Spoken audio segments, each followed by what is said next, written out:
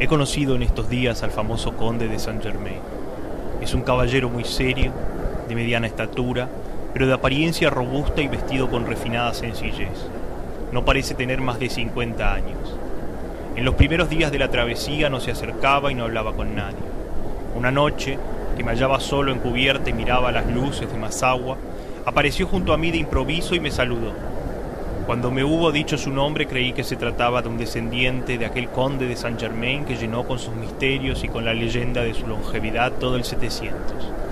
Había leído hacía poco por casualidad en un magazine un artículo sobre el conde inmortal y no fui cogido por fortuna desprevenido. El conde mostró su satisfacción al darme cuenta de que yo conocía algo de aquella historia y se decidió a hacerme la gran confidencia. No he tenido nunca hijos y no tengo descendientes. Soy aquel mismo, si se digna creerme, que fue conocido con el nombre de conde de Saint-Germain en el siglo XVIII.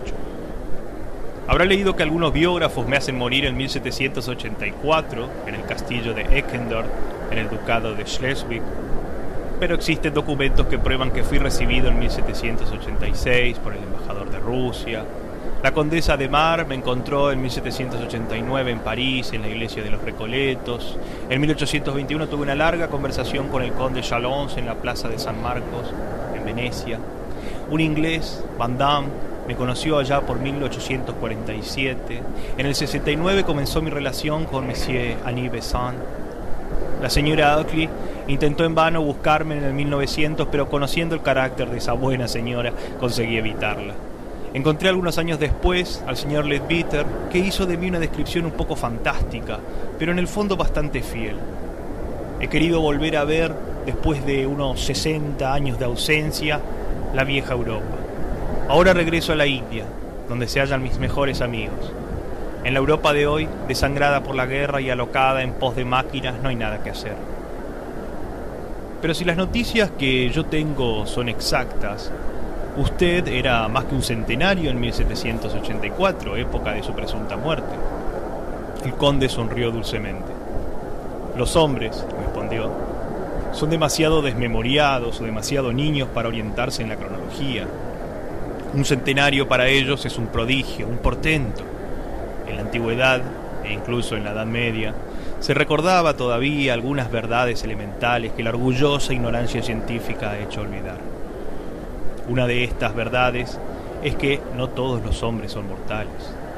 La mayoría muere realmente después de 70 o 100 años. Un pequeño número sigue viviendo indefinidamente.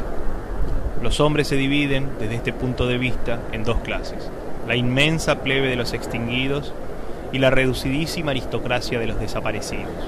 Yo pertenezco a esa pequeña élite y en 1784 había ya vivido no un siglo, sino varios. Es usted, pues, inmortal. No he dicho esto.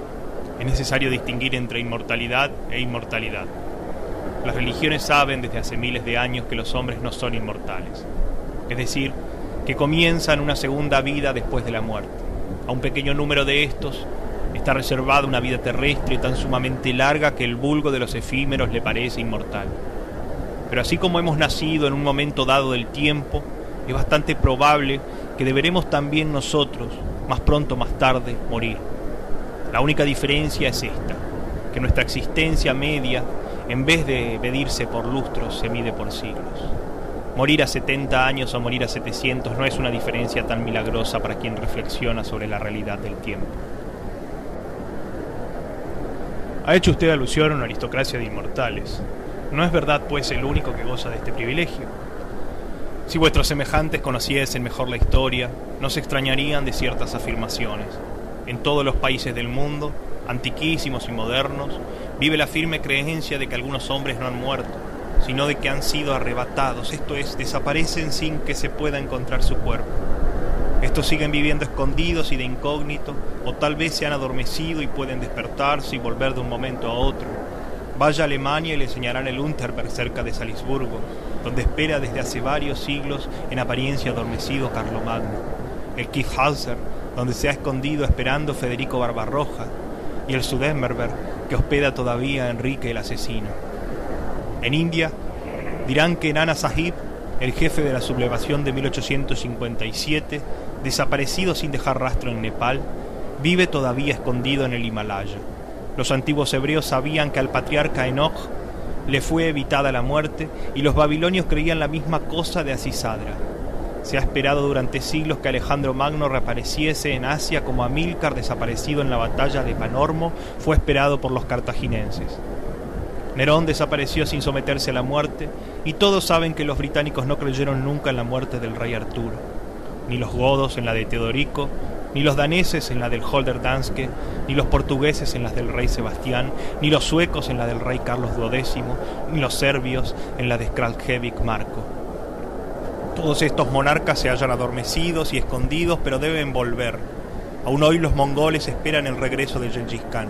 Una interpretación plausible de ciertos versículos del Evangelio ha hecho creer a millones de cristianos que San Juan no murió nunca, sino que vive todavía entre nosotros.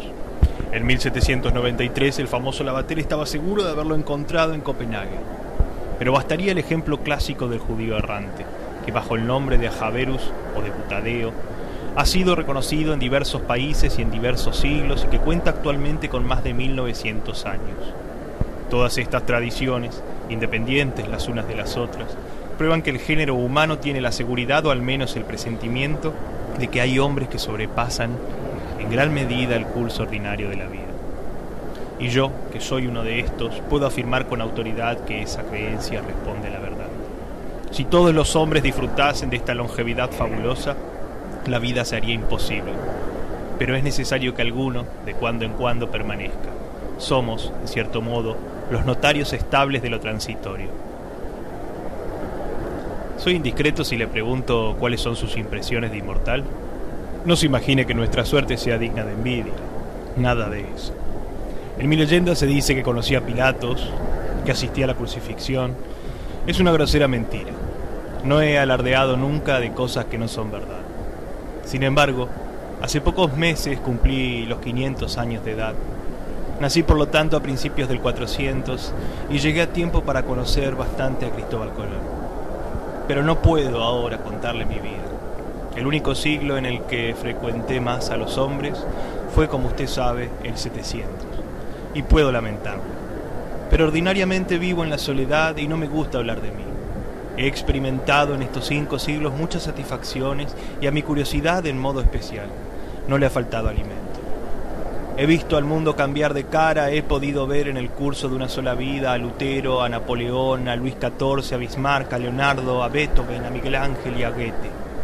Y tal vez por eso me he librado de las supersticiones de los grandes hombres. Pero estas ventajas son pagadas a duro precio. Después de un par de siglos, un tedio incurable se apodera de los desventurados inmortales. El mundo es monótono, los hombres no enseñan nada y se cae en cada generación en los mismos errores y horrores. Los acontecimientos no se repiten, pero se parecen. Lo que me quedaba por saber ya he tenido bastante tiempo para aprenderlo. Terminan las novedades, las sorpresas, las revelaciones.